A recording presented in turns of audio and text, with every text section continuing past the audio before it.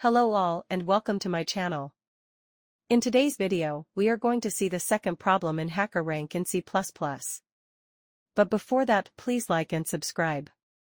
The second problem called input and output. We need to create an algorithm that will take as inputs 3 values, and then it will print the sum of these values. We will use the in command to read the values and the out to print the sum. Let's write in the greater symbol twice, and then the variable a, similar for the variable b, and the variable c. With this command, C++ will read the input values and place them in variables a, b, and c. Then let's create a new variable, sum, and make it to be the sum of the 3 variables. First, we need to identify the type of the variable, so we will write int for integer. At the end, we will print the results by writing out, the name sum, and the end, l, they will print it in a new line. Thank you very much for watching.